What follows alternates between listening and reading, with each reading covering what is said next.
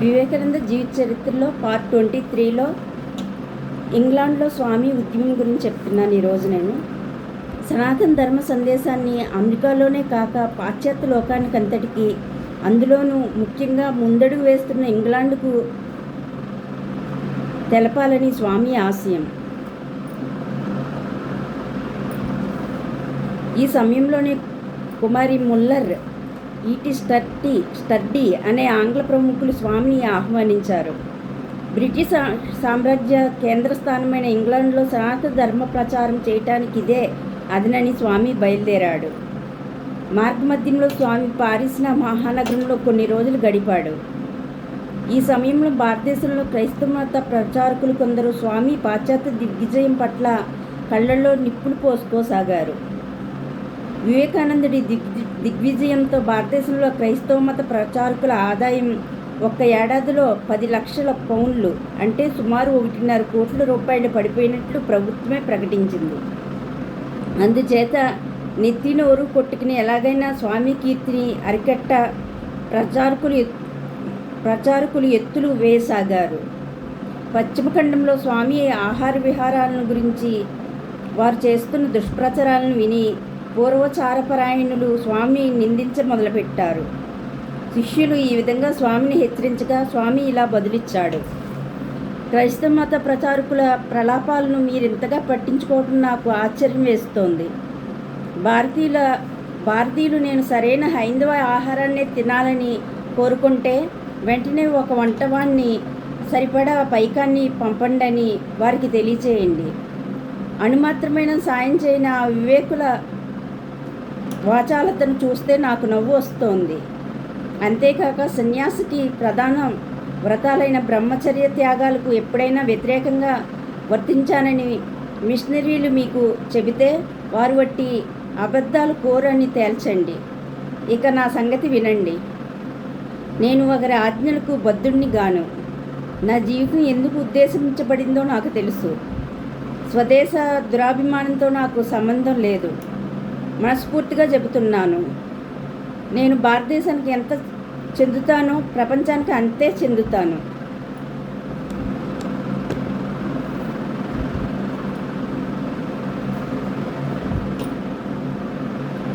ఏ దేశానికి కానీ నా మీద ప్రత్యేకపు హక్కు లేదు.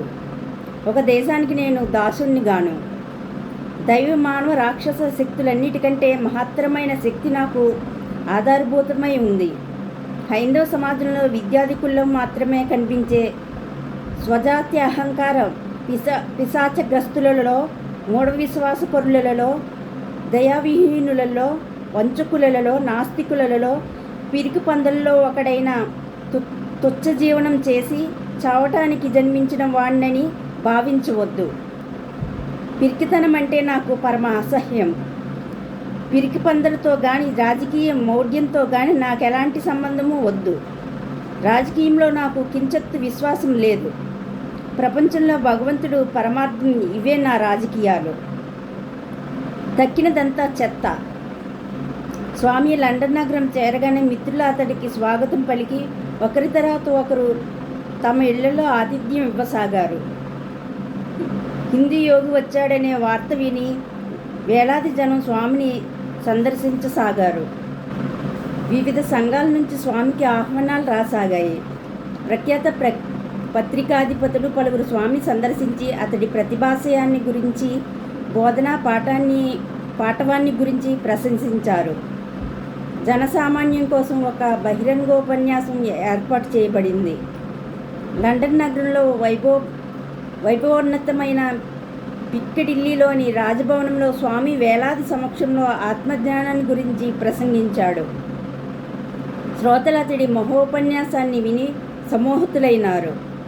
మర్నాడు పత్రికలన్నీ స్వామి ప్రశంసలతో నిండిపోయాయి. లండన్ దినపత్రిక ఇలా రాసింది: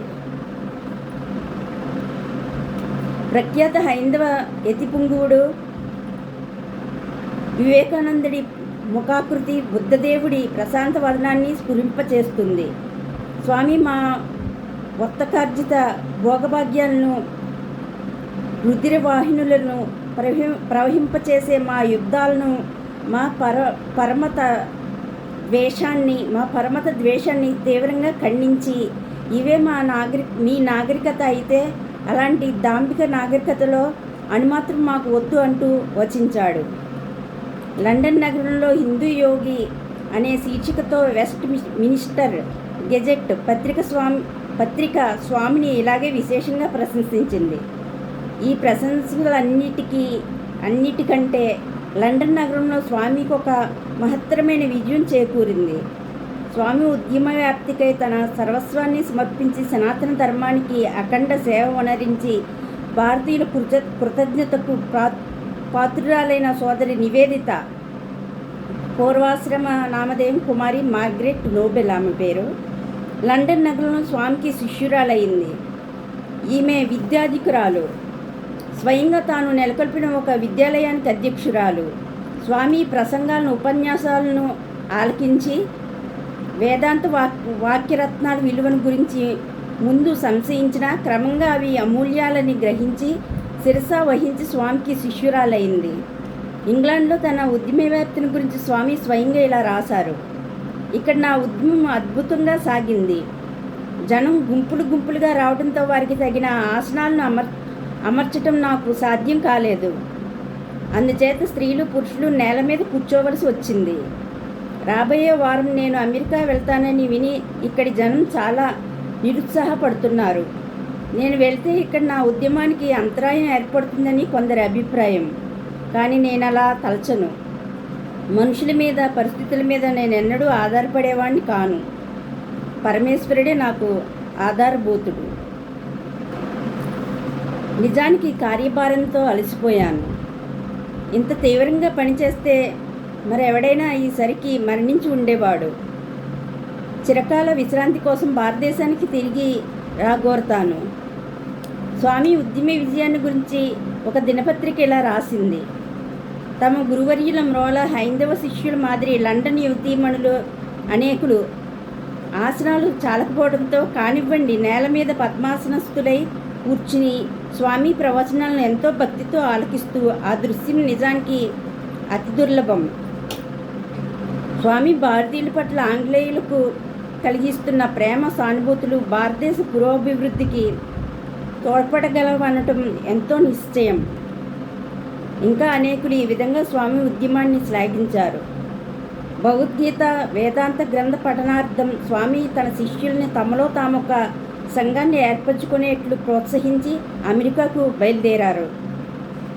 ఓకే ఫ్రెండ్స్, వివేకానంద జీవిత చరిత్రలో పార్ట్ 23 అయింది. నెక్స్ట్ పార్ట్ 24లో ఉద్యమ పరివ్యాప్తి గురించి చెప్తాను. నేను చెప్తున్న శ్రీ వివేకానంద జీవిత చరిత్ర మీకు నచ్చినట్లయితే లైక్ చేయండి, షేర్ చేయండి, షేర్ చేయండి, సబ్స్క్రైబ్ చేసుకోండి. నేను చెప్తున్న శ్రీ వివేకానంద జీవిత చరిత్రలో ఏమైనా మిస్టేక్స్ ఉంటే దయచేసి నన్ను క్షమించండి. Okay friends, thank you, bye.